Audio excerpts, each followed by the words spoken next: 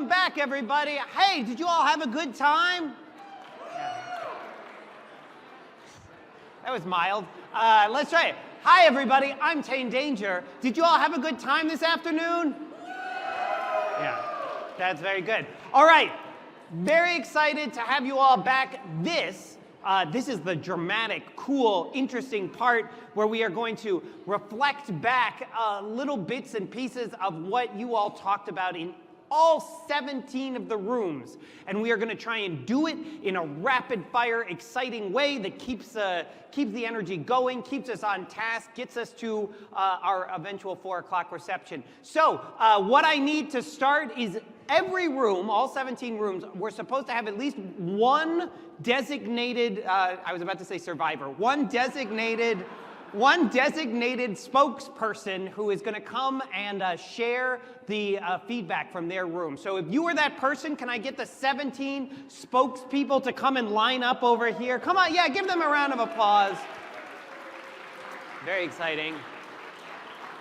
That's good, that's good. Come on down, yeah, that's good. Line up here in front of this screen, that's very cool. And if you can, I know this is like a weird math problem, but if you can, you don't need that, we decided, but you can have it, it's a fun prop. If you can line up based on the numbers, that's cool. Is that possible? Kind of 3, so where's 2 and 1? Whatever, it's fine. Okay, good job, good. And what we're gonna do is we're gonna bring you up here. And the way that this will work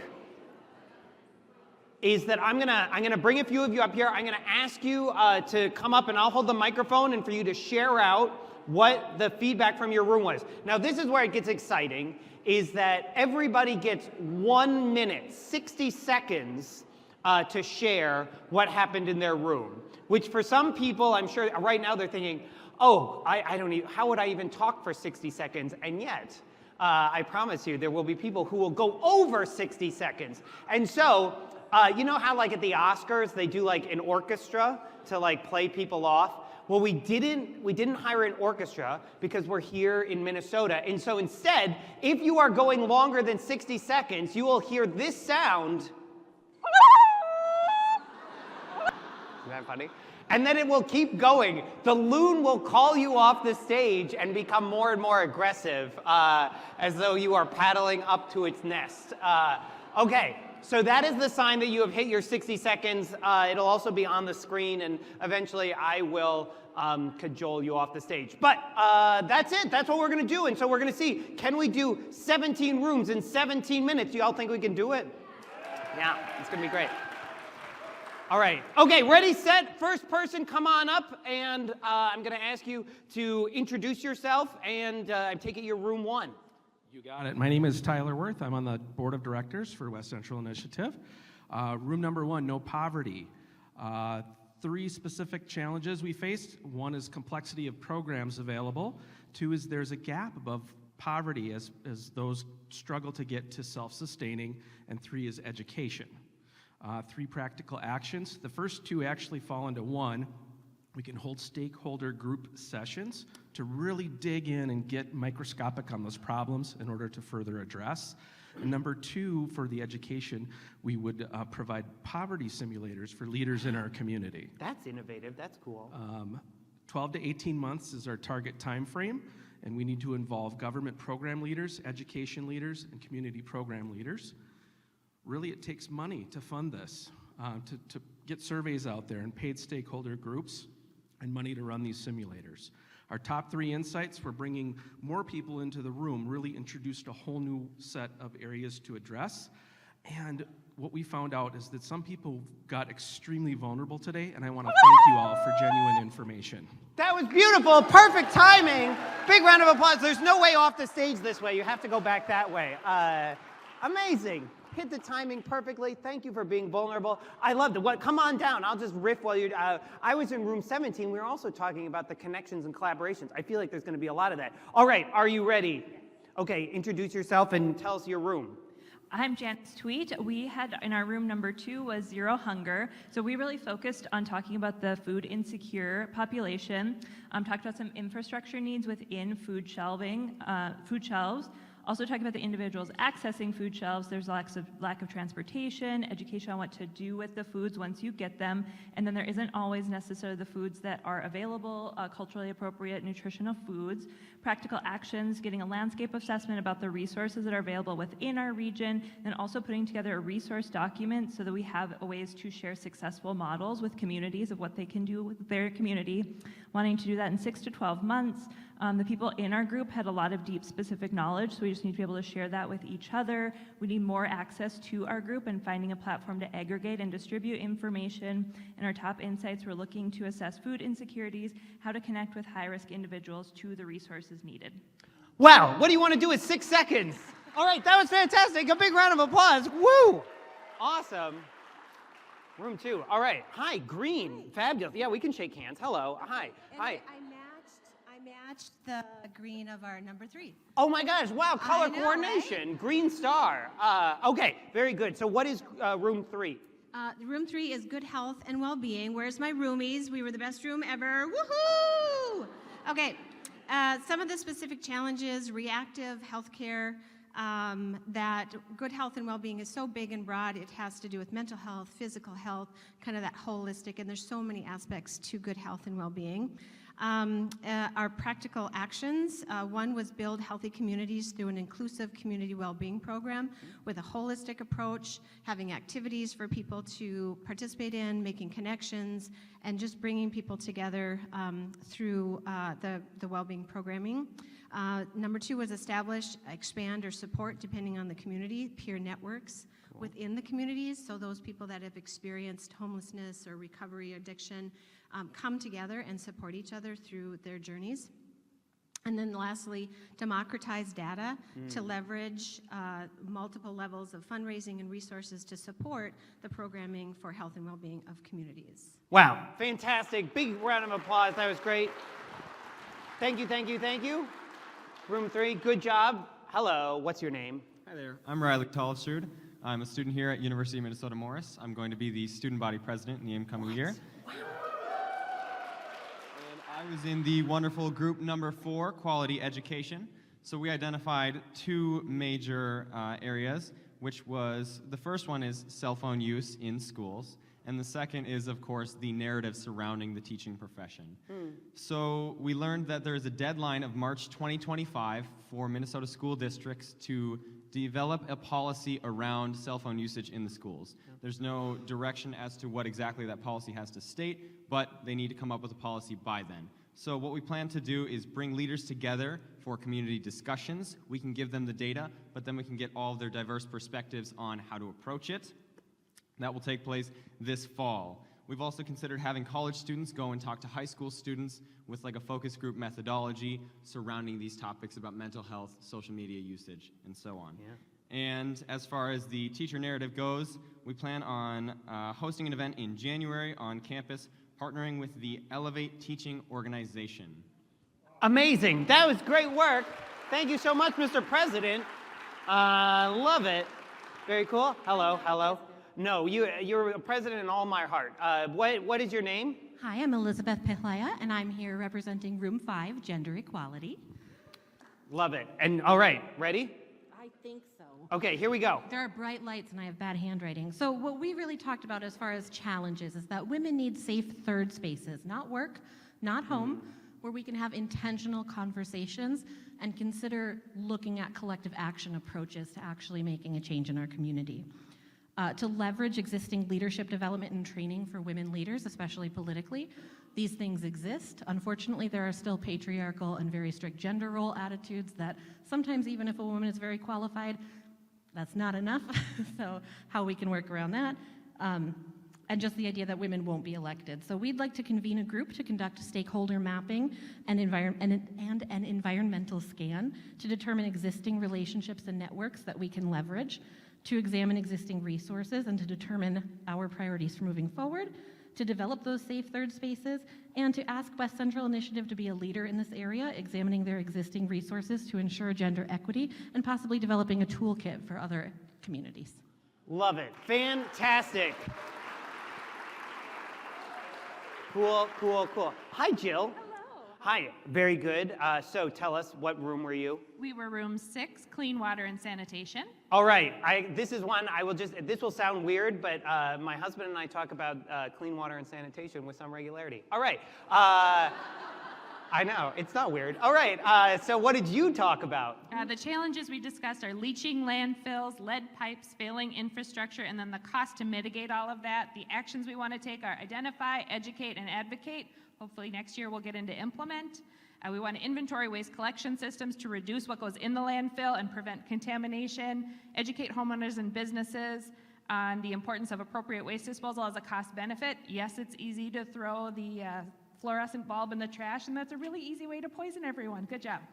Advocate to our legislators for grants and funding mechanisms for mitigation, and make it easy to recycle, compost, use rain barrels, and the safe disposal of PFA materials.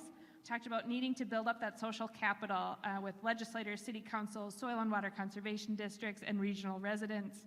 And as we heard from our cross-regional exchange, outreach and education, right? Accessible information, good data, and peer-to-peer communication. So all of us discussing it on a daily basis. I'm so glad to hear you do that in your house. Oh yeah, we're setting the example. Thank you so much, Jill. That was great. Fantastic. Come on down. I remember you. Hi again. Thank you so much for coming back on. So Jacob, you were great earlier. Tell us, what room were you in? What were you talking about? Room 7, clean and affordable energy. We have a list of challenges and solutions, starting with raising awareness in the wording referencing climate change. And our solution to that is put out infographics and marketing materials that are mindful of the terms that are used, and put it in economic terms and the potential benefits those who take part in the economic or the environmental changes, the economic incentives. Yeah. Next challenge is to raise awareness of where our energy originates from, and that, again, going back to communication, letting people know where their energy comes from, as far as the mix between fossil coal and solar and wind. Next challenge for our ag industry, put out information how to create microgrids, wind and solar co-ops. So again, a lot of it is messaging. And finally, education outreach. Communicate with members that can understand the I'm sorry, I'm having a hard time reading cursive. Yeah, I was going to say, this is very good penmanship, whoever did it, but yeah. I had her translate to me, but I forgot most of it. Education outreach in the education sector, schools and whatnot. Yeah, that was good. That was fantastic. Thank you so much. That was good. We got through it together. I love it. That was good, good, good. All right. Thank you so much. Hi. Welcome. Do you want to introduce yourself? Hi, I'm Nicole Fernholz. I was in room 8. Jackie in room 3. I'm sorry, we were the funnest room. So sorry. We'll work it out later. And so what were you were talking about? Decent work and economic growth. Oh, yeah. Good room. Okay, Right? excited Fun room. to hear. Sexy room. Yeah, sexy room. 3 of the challenges that we came up with, housing scarcity in all of our communities, childcare issues, as well as awareness of our greater Minnesota communities that we have. So 3 action items that we thought we could do. 1, R&D, which is rip off and duplicate, meaning showcase what other communities are doing. Just find out what they're doing that is successful and duplicate that in other communities. Housing study, find out what we have, who's living there, and what we need. And then a marketing campaign to talk about the communities that we live in and why it would be great to move to those communities to live there and work.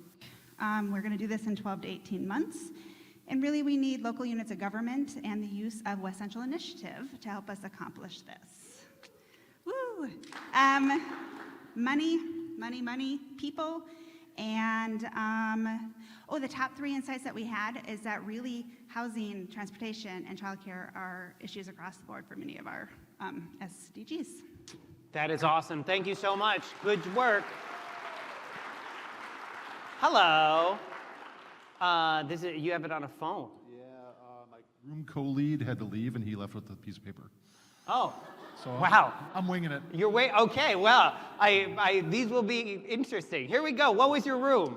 Room 9, Industry, Infrastructure, and Innovation. By the way, I'm Wayne with West Central Initiative. So we had 3 challenges. One in innovation was the need for more support for entrepreneurs. Under the infrastructure category, the need for better transit availability for non-drivers. And under industry was the need for more involvement from business and industry in this sort of an event and effort. So actionable items, we talked about developing and expanding grant resources and experiential resources to form an incubator to help independent entrepreneurs bring their ideas to fruition. That was a lot. Second one under infrastructure was working to increase funding for rural transit drivers.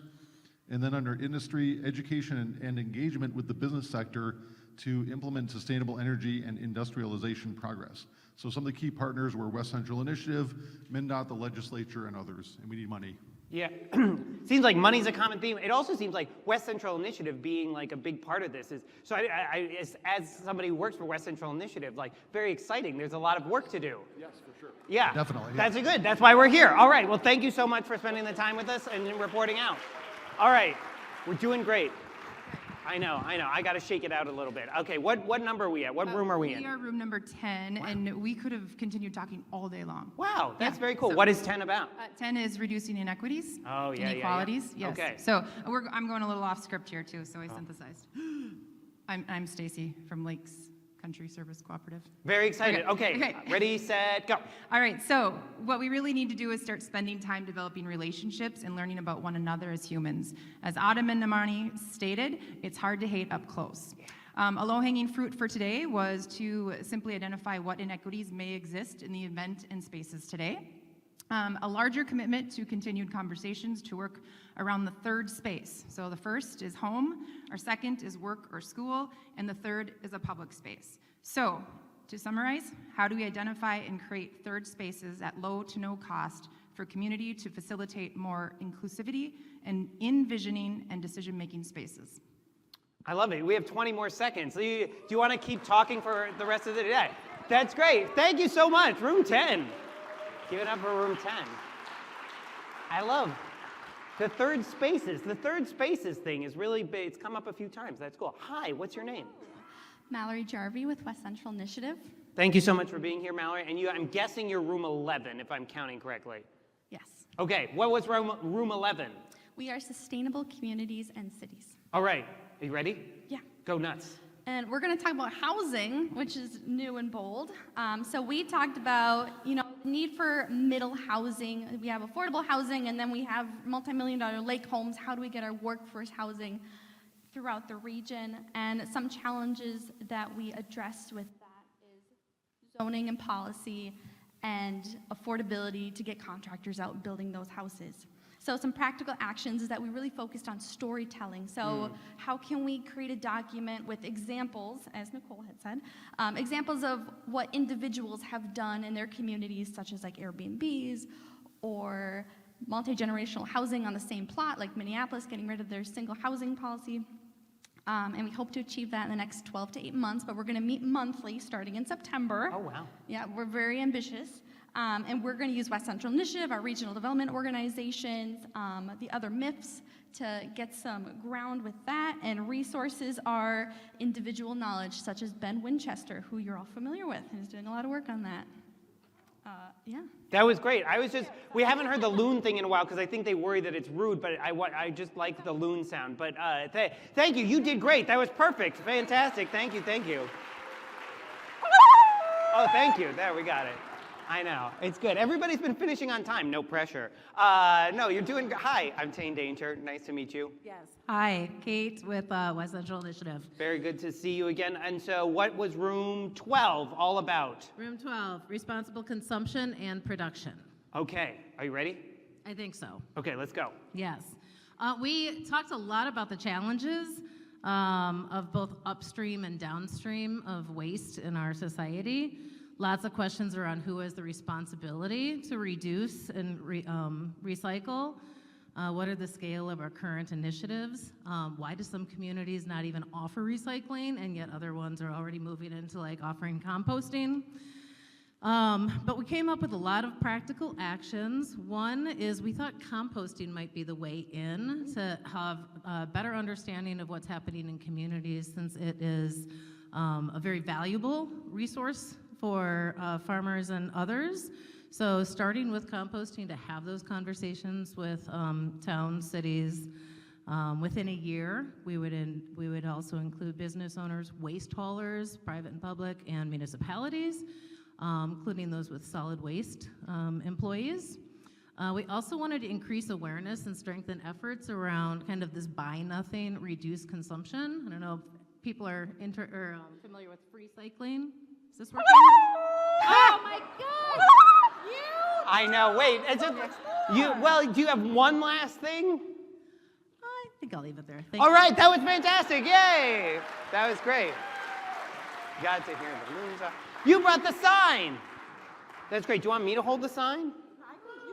Okay, all right. Are you ready? Yeah, you go nuts. I don't want to bonk you. I wiggle a lot. Okay, that's good. Okay, so tell us your name and your room. I am Sid Bauer. I use she, they pronouns. I'm a driver for the Morris Transit here in town, and I also helped institute the Stevens County Organics Recycling Program. And I'm from room 13. Room 13, which is the big idea of climate action. Start my timer. Wow. I'm going to take a break. Go nuts. Yeah, go chill out.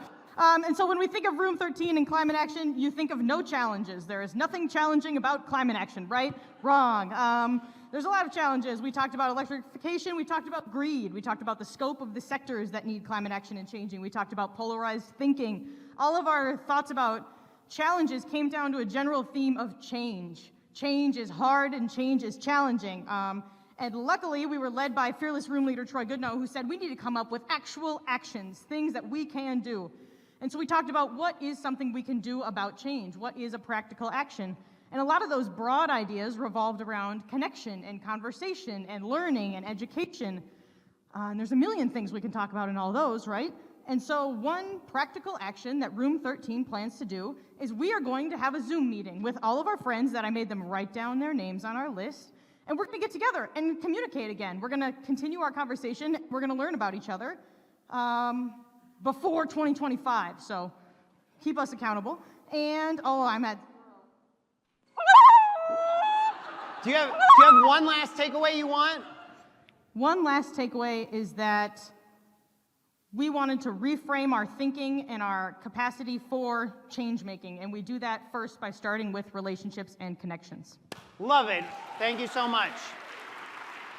That was good. I got to eat some pumpkin seeds. All right. Hi. Hi. We got okay. Well, that's good. Hi again. Hi. We met before, but tell who are you? What room are you? John Kellen. I'm the executive director for the Grand Center for Arts and Culture in New Ulm. Beautiful New Ulm. New Ulm. Thank yes. you for coming out today. Yeah. No, Yeah. this is something Well, different. No. that's all right. So room 14, life below water. I didn't find a snorkel, but that was going to be my prop. That's good. Next time. All right. So you got your big takeaways. Yes, we do. Okay. Ready? We had a great group of people, young and old. And so the three main things we came up with, we were coming up with a cultural campaign for respecting water, using nature to heal nature, using rain gardens, bogs, prairie restoration, and preserving wetlands. The cleanup, we were talking about adopt a river or a lake, and kind of coming up with a story to, like you do, adopt a highway, adopt a river, and clean up all the plastic and stuff that comes out of there. Oh, that's cool. Also talking about the different chemicals, that's a much bigger conversation, and dealing with agriculture and manufacturing and so forth. And not really to get into the blame game really, but just to really share what are the benefits. We're all connected, and although we aren't connected to an ocean per se, all the water leads to the ocean. So Yeah. we're putting together a campaign to educate people about the benefits of water and what it really means to us, and lining up partnerships with both the city, county, lake associations, neighbors, and so forth, and having advocacy. And one of the cool things that came out of it, we're going to be collecting trash and then making art out of trash. Wow, what a good teaser at the end. That was great. I wanted to hear the loon. Yeah, well, you could, yeah, exactly. Could I talk until I hear the loon? I was wondering how aggressive the loon would be. The loon gets very aggressive eventually. I've never really heard an aggressive loon. But well, give it, I think we can, no, now they're like finding, all right, thank you so much. Well, there we go. Yeah, just keep the loon going. All right, that's good. Hi. Howdy. It's so good to see you. Thank you for coming up. Oh yeah, Gustavus alum. That's why the Umya thing, I was like, no, that's okay. Sorry, Gustavus St. Olaf. We'll get into it later. Hi, tell us about your room. Sure. My name is Ann Schweigel. I'm with Minnesota Farmers Union. We were in room 15, small but mighty, life on land. And we identified some, are we ready to go? Yeah. We identified our primary challenge. We had lots of challenges that we threw up on the whiteboard, but our primary one that we kind of identified was a disconnect from the land. We kind of talked about eyes on acres in the agriculture space, but also in West Central Minnesota, a disconnect from outdoor recreation, what brings us here, what makes us really enjoy this land. So as far as kind of practical actions in that space, we talked about lifting up celebration stories, things that work on social media, but also really supporting our local small town newspapers.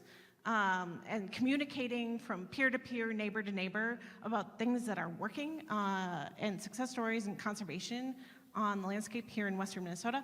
The second one is support for real manageable programs, and I'm looking directly at Senator Kupak right now. Lawns to Legumes, Soil Health Financial Assistance Grant, de-risking programs for farmers that want to take on different kinds of programs. And then the third one is outdoor education, creating conservationists for life. Children are yes and people already. I knew I was going to get that in there under the bite. I love it. You ended with a yes and. You win. That's great. Love it. Children are yes and people. Hi, Mr. Meyer.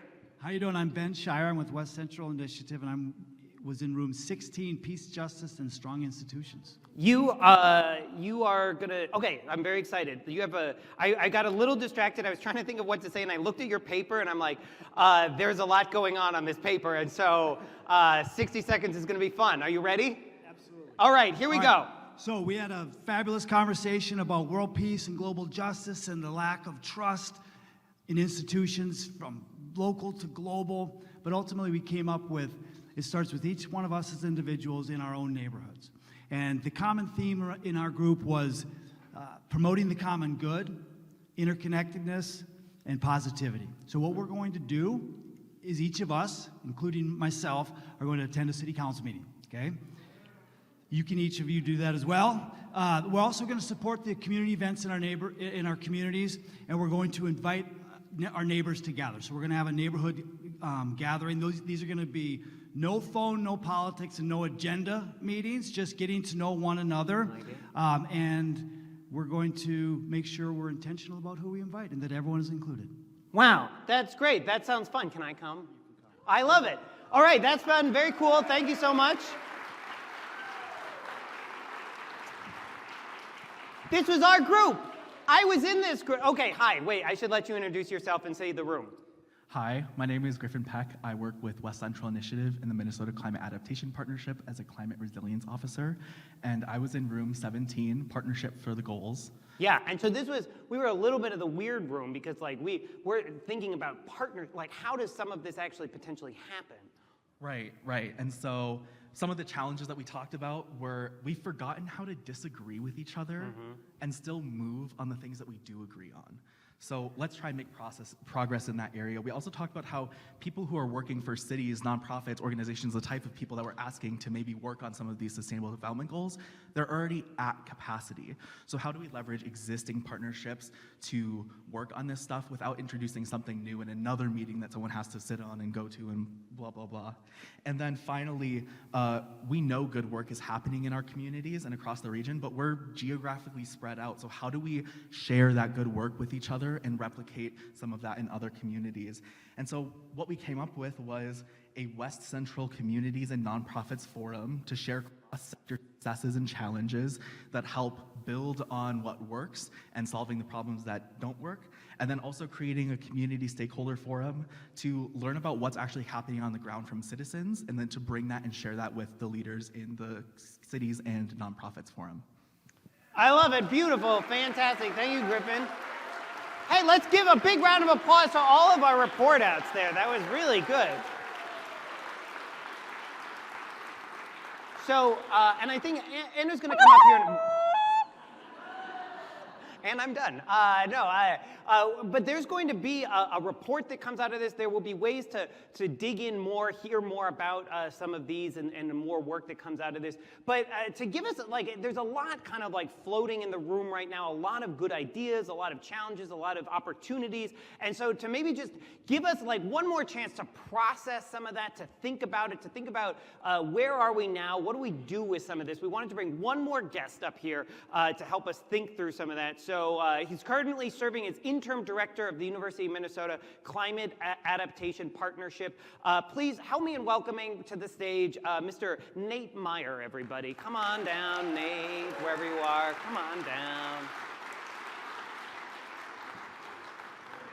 Oh, look, you jumped up on that side. No, oh, you got a clicker there? There you go. Here, I'll give you this microphone. There you go. Okay, so, well, Nate, I mean, I gave a brief, no, it's already on, you're good. I gave a bit of an introduction of you, but can you maybe just set the table for, who are you? What is interim director of the Climate Adaptation Partnership? What is that? Sure, so first of all, let me say, I think I'm one of 200 people in this room who belong up on this stage right now, so. That's very nice. I'll start there. But I want to talk a little bit about myself, and I'll wind my way to the Climate Adaptation Partnership. I'm a father, first and foremost. I'm lucky to have 3 boys. One of them, in 2 weeks, I'm going to take to a place where he's going to take an oath to commit his life to service to our country in what he hopes will be an effort to global peace. 2 of our young boys are just entering their sophomore year of high school, and they're in that space of discovering their contribution to the world. And it's for their sake and the sake, honestly, of all of you and the people you care for that I've found my way into this passion and commitment to sustainable development. I'm a 30-year career naturalist. I've spent my career up on the North Shore, and I was just talking yesterday about how much I have seen the forest change up there in 30 years. It's a different place. Wildfires, wind damage, just the changing climate has changed that location. And so to stand in a space of seeing some of these problems manifest on the landscape is pivotal to who I am. And so I've also been lucky to spend 20 years of my career in the University of Minnesota Extension, where I work along with a number of wonderful colleagues in this room to bring the resources, the research, and the technical capabilities of the University of Minnesota to communities to meet their critical needs. And most recently, I've been able to step into a role on the leadership team with the University of Minnesota's Climate Adaptation Partnership, which is a group of researchers and extension faculty that have committed to working with Minnesota individuals and communities to help them prepare for the climate change that we're already committed to and to continue to thrive. So that brought me here today.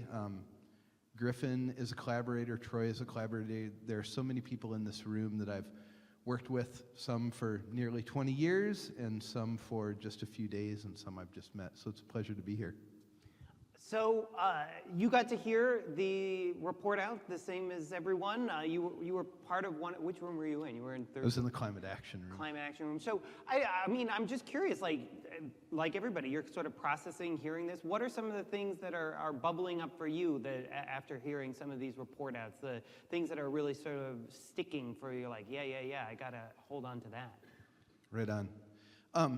How many of you had an aha moment during this event, something that you're going to take away? How many of you feel more hopeful, rejuvenated in this moment? Yeah, right on. So,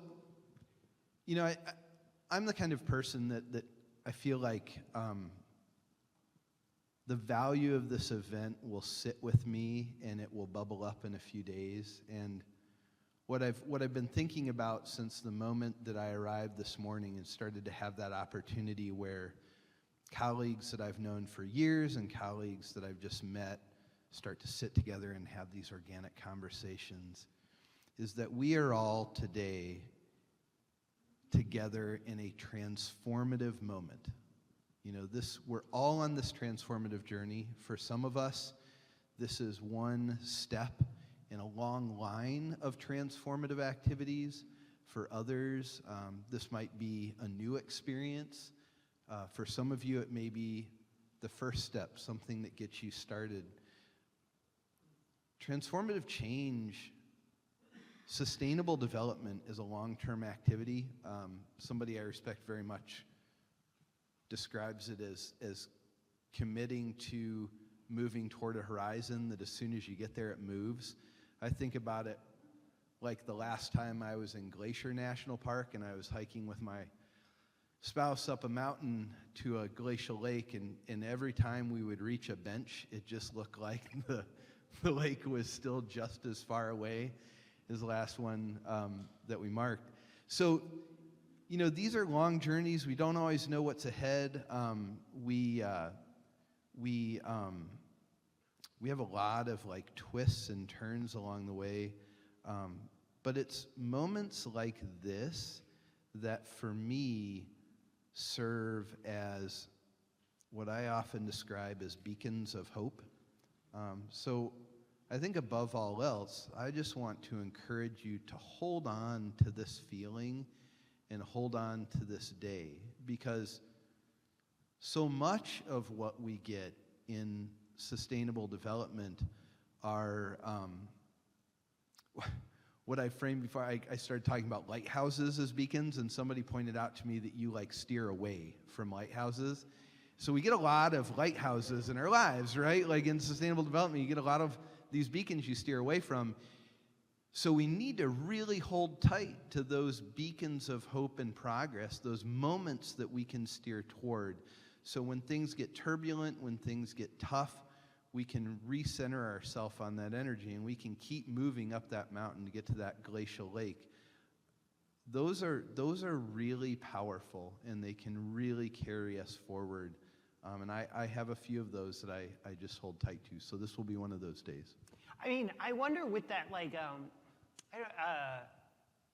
there's a part where I almost imagine some people, I will admit this goes through my head sometimes, where you have those moments that feel like, oh my gosh, this is really good. And you almost feel guilty, like about, like, because you're like, this felt good, but there's so much that I haven't done or that hasn't happened, or I'm still feeling like it is still so far away.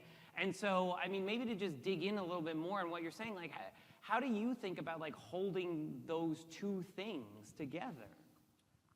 Yeah, I think that's a good point. Sustainable development happens through a series of steps to the adjacent possible, right? It seems like a huge problem, but these, or a set of 16 or 17 huge problems, right? But these 16 or 17 huge problems happen through sitting down and having a one-on-one conversation. It happens through committing to go to a city council meeting. We can all stand in the place of seeing moments of monumental change. I can stand at this point in my career, 20 years with Extension, and see how the world that we are working within the climate sphere is so much different and so much far in progression from where I started.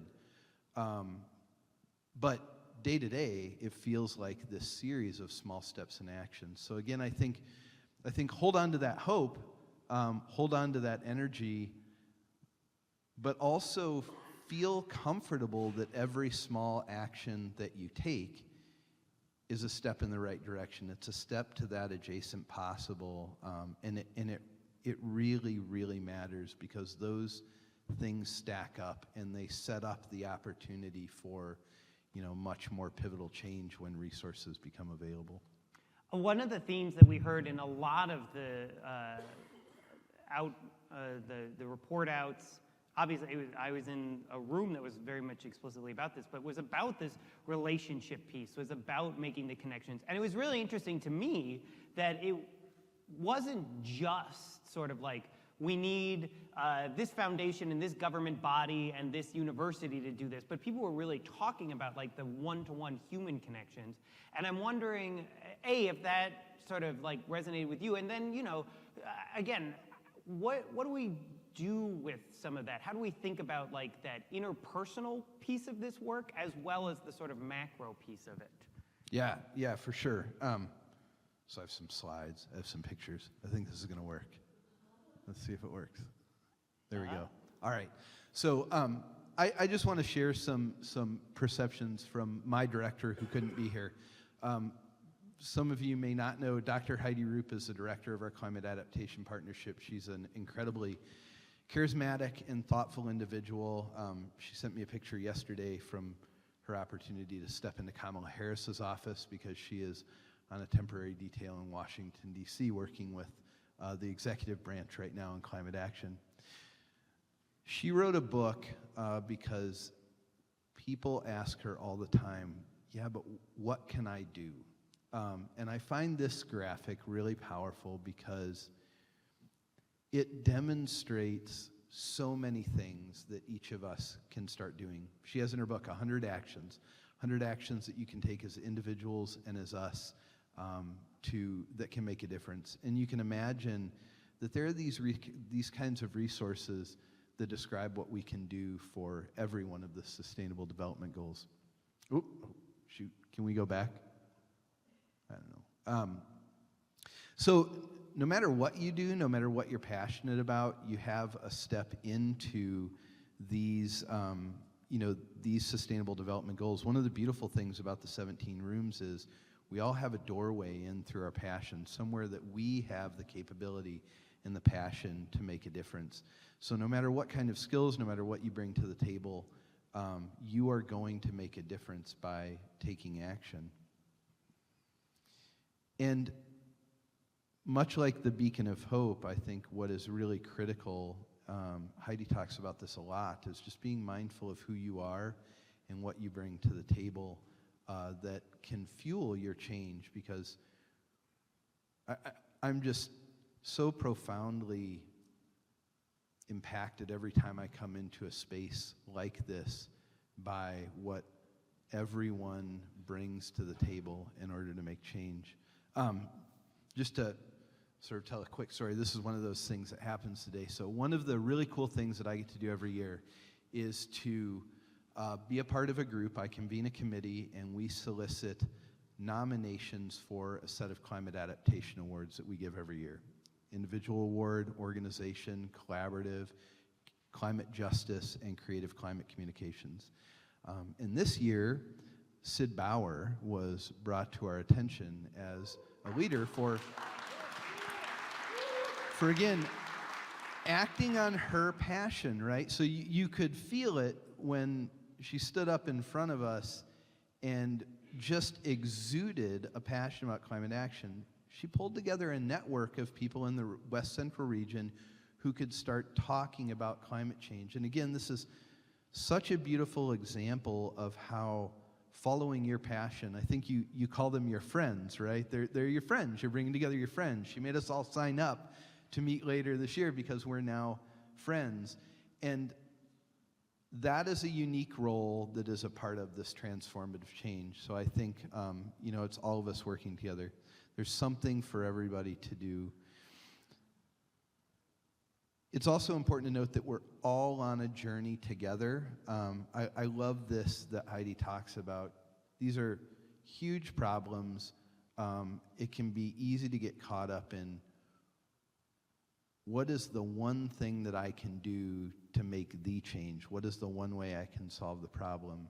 But what I love is she talks about our climate action footprint and our climate action journey. So the idea isn't to solve the problem. The idea is to grow your footprint, to take a few more actions every year that make a difference. Troy, I love this in our room. My friend Troy Goodnow said, if you've taken 1 million actions already, commit to take 1,000,001, right? So it's one action, it's 1,000,001 action. We just keep growing our climate footprint. And to your point, Tane, when we start to imagine those footprints folding together, it becomes massive. We are paving a path to possibility. So sustainable development is an all-hands-on-deck challenge, right? We all have a role to play. We all need to play a role. We all need to do every little thing we can. Now is the time, because every step we can take now toward possibility is a step toward helping our children and helping future generations be able to take a leap even further forward. And I can't speak highly enough of the power of these kinds of convenings to help us really share ideas, to break through our own mental barriers, to find our way toward solutions that matter. In the second group that I was working with, I wandered into another room, the inequities room, and it was fascinating to hear people from different perspectives dig at the problem from different ways. And I just, it's so important to be able to hear what others are thinking, to push our own mental boundaries, and to be able to move a path forward. I was in another conversation earlier where a colleague who I met earlier this year, Teresa McCormick, was talking about an effort that she made. She works on hunger relief, and they made an effort during the pandemic to enter contracts with local farmers. I probably don't understand this all perfectly, but to enter contracts with local farmers to buy good food to help people who are hungry. And that, it was an emergency solution, but it turns out it becomes a pathway to community and economic development. It's, supporting farms, it's developing community. She said, we had no idea, right? We didn't know. So the more that we can take action, that we can enter these spaces together and try things and pay attention to what happens and learn from it and share with others, that's a huge pathway forward, right? This is an all of us problem, and we just really need all of our perspectives, all of our diverse thinking, and we need to trust in each other to solve it. And there's something so beautiful in that, and then in just like looking around this room and like seeing that there's all these people who, as you said, like came here, like gave a whole day for focusing on this, sharing this, came with full and open minds and hearts about how we were going to like talk and work on this.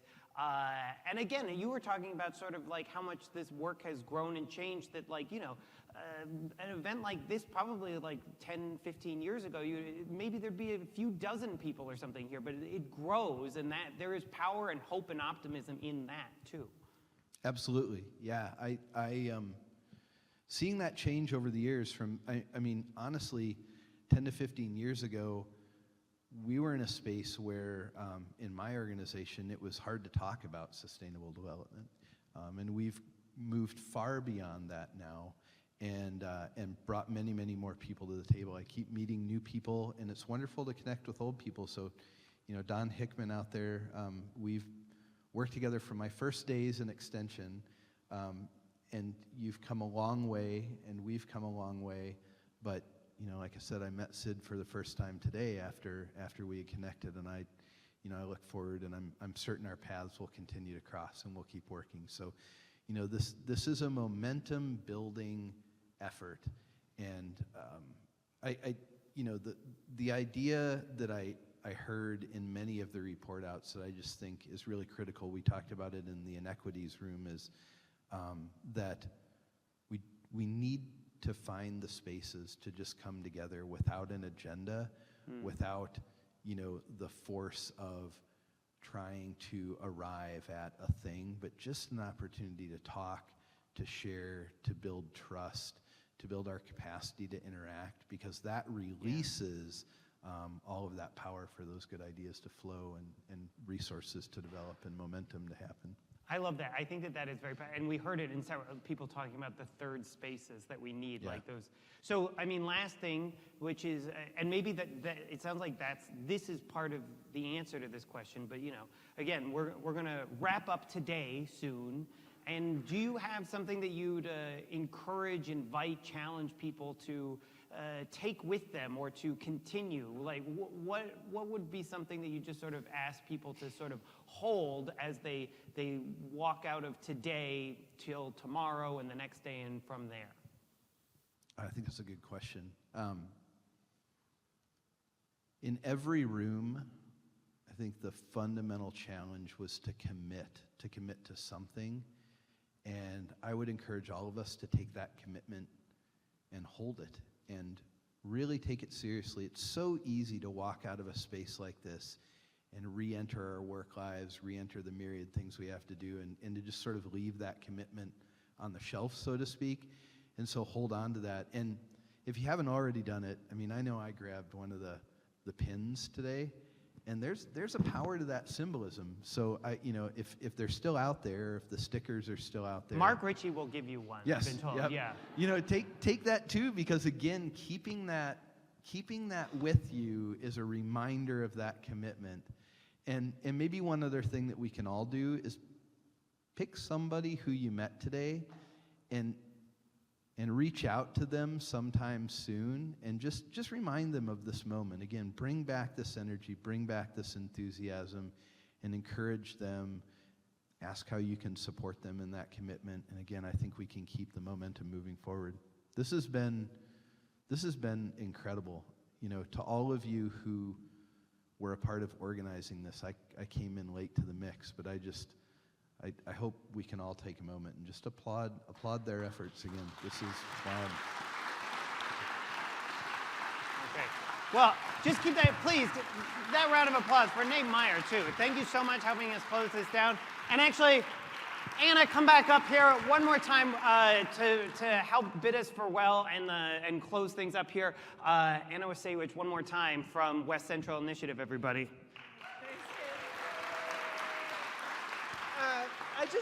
I just have a few things I want to mention, and first of all, I want to thank the sponsors. So now, please no loon. I'm going to read the sponsors. Maybe the most visible is Livewire. So all day long, you've been looking at these incredibly hyperlit screens, and they're beautiful, and there's lighting on the ceiling, and scaffolding, and other lights, and they've done a really terrific job, and they were one of our sponsors. So I really want to thank them for that. Another sponsor was Mojave Atwa. For those of you who are outside the 9-county region, and actually this spans 2 regions, Mojave Atwa is a word made up with the first 2 letters of 5 counties: Mahnomen, Hubbard, Mojave B, Becker, Atwa, Ottertail, and WA, which is what? Wadena. Thank you very much. See, everybody know, yeah, it's inside ball there, right? You got to live here to know that. Essential Health was a sponsor of ours. They're a very big, important healthcare delivery system in our region. Pioneer Public Television, which is public television like public education, like public universities, public parks, public highways, very, very important to us in terms of the information that we get. Vote, Run, Lead Action. This room is filled with leaders. I love the idea of leaders with authority and leaders without authority, but dang it, we're all leaders, right? And we can do so much. Leaders matter. So not Mojave Atwa, I'm flipping back. Vote, Run, Lead is working to help people run for office in Minnesota. So pay attention to them when you see them in your local newspaper.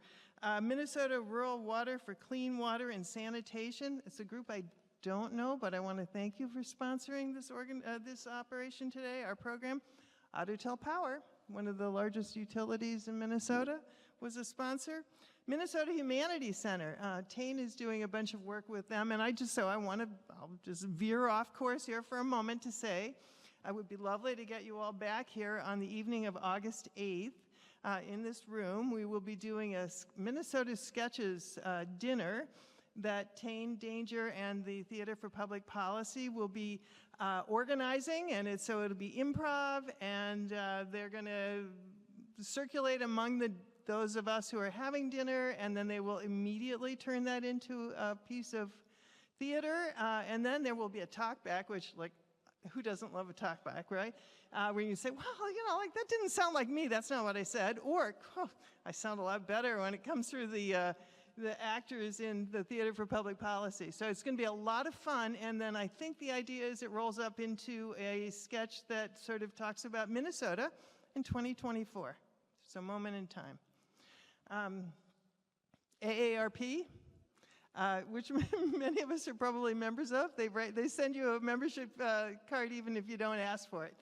This is a group that, massive numbers of people who are incredibly effective at lobbying on the behalf of people who are 55 and older, I think.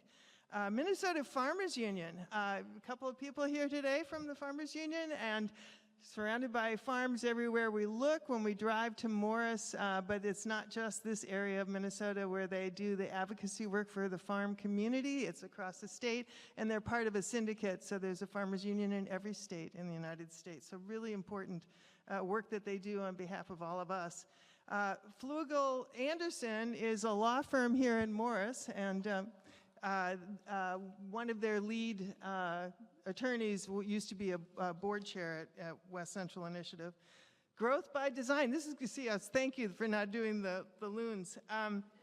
Growth by Design is an organizational effectiveness group, and they work with West Central Initiative, and they're available to work with lots of nonprofit organizations to help them rise to their greatest potential. And then, of course, the City of Morris. So thank you all to our sponsors. Really appreciate it.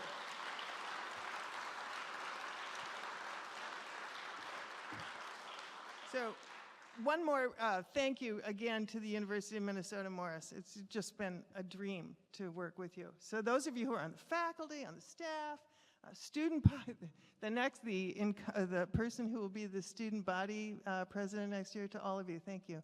Thank you so much for being here. Now, just a few more informational things. You may have wondered, how long is the information on Hoover up? So how long can I wait before I go back and take a look at the name of the person whose name I thought it was Mary, but maybe it was Marilyn, and who was in my room that I want to talk to? You have 3 months. So this is June 12th, July 12th, August 12th, September 12th. So when the leaves start to turn colors, you've missed your opportunity. Okay. Let's see, we will take these reports, we will, and from each one of the rooms. We're going to distill it down into a report. We're going to stop everybody that we know and tell them about what we learned today, what we heard, what you all said, what you brought to the conversation. It's really, really rich and important information, and we will get that out. And certainly we will send it back to you as well, so you can carry the work on in your communities. The last thing is that we will, of course, stay in touch with you. So we have the various mechanisms, newsletters, et cetera, that we will use to be in touch about other opportunities, ways to get involved with West Central. I do want to just say, money, money, money. I certainly understand that. West Central Initiative it gives away a lot of money every year. We are in the business of making grants. And money is often really the key. It really isn't a substitute, though, for human capital and social capital and the other stuff, which is also richly abundant in this room today, and without which we can't get anything done. But I want you to know that people are listening. We've heard each other, and West Central, has heard a lot, and we will be there standing alongside all of you in trying to advance this work in Minnesota and across the country and for the benefit of the entire globe. So last thing I'm going to say is let's give it up for Tane Danger, who has done an incredible job today.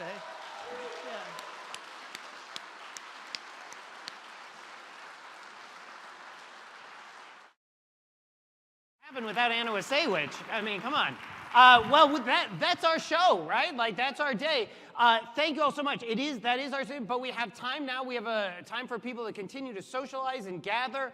And please, again, one of the things that we heard throughout all of this is how important that actually is. It's fun, it's meaningful, but it's actually part of the work too. So don't run off. Don't just jump out the door. Take a minute, have one more bowl of popcorn and some drinks, and have one more conversation with somebody. Exchange a business card, and keep that commitment going from what we heard from all of our report outs today, and particularly Nate here at the end. So finally, I'll just say thank you all. Thank you for making time for doing this. Thank you for giving yourselves for it. Thank you, thank you, thank you. And we will hopefully see you all and give us back your name tags. Oh, there's a drink ticket in there. Definitely don't leave. Yeah, there's a drink ticket in your name tag. So there you go. Use that and come and meet me at the bar. Yeah. And you use it to fill out a survey, which is you get the drink ticket either way, but you should fill out the survey. Unrelated. All right, we practiced this. We did it. All right. With that, thank you all so much. Have a wonderful rest of your afternoon.